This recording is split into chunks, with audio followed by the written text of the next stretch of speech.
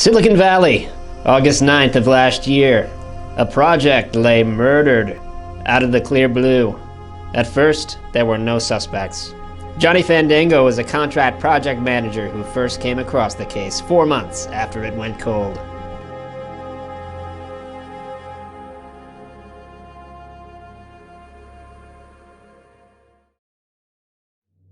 Alright, and the original plan they set out to accomplish was to create a visually stimulating travel brochure for the city of San Francisco.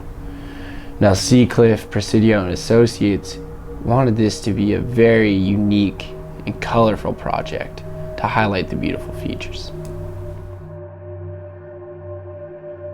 Fandango began his investigation with the manager of the project, Mike Mitchell. So I don't talk about it much. Every other project before that one worked out well. It's just one of those things. Mike Mitchell picked this team all by himself.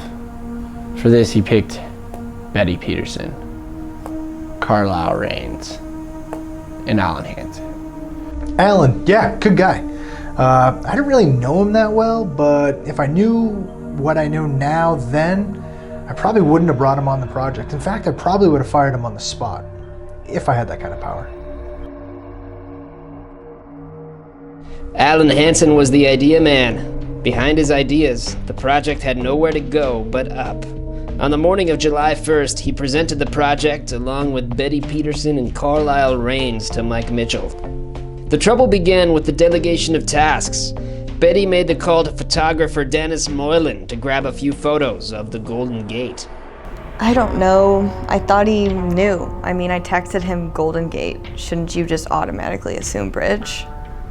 The lapse in communication left Dennis wandering around the park looking for the perfect shot and wasting time. But did that murder the project?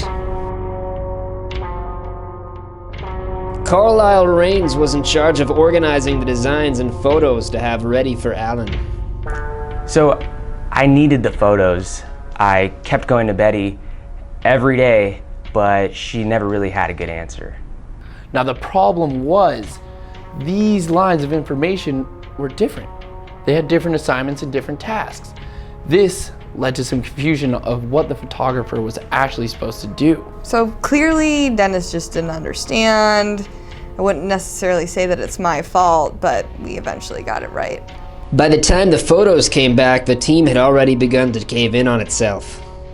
I've been waiting a long time for these photos, and I can't wait any longer. So what do? I gotta send someone. So I sent Carlisle out. Carlisle sent his own men out to take some photos. He played by his own rules and went outside the system to try to get the job done. But when the photos came back... So Betty was doing her own thing, beating around the bush, took it into my own hands, stepped outside the system, got my own guy to take the pictures. Turns out he took pictures of the Bay Bridge instead.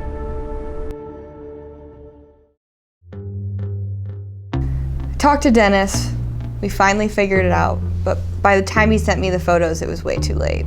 We were so overloaded on our schedule. A lack of communication saw photographer 2 drop out. Photographer 1 finally got around to taking some photos and delivering them to Betty. Betty then got these photos to Alan. Alan was then supposed to lay out, print, and format the photos in a very nice way. This is where he ran into problems due to lack of preparation. He did not prepare for the roadblock that would be IT. When the time came to print the cover of the project, the printer was jammed.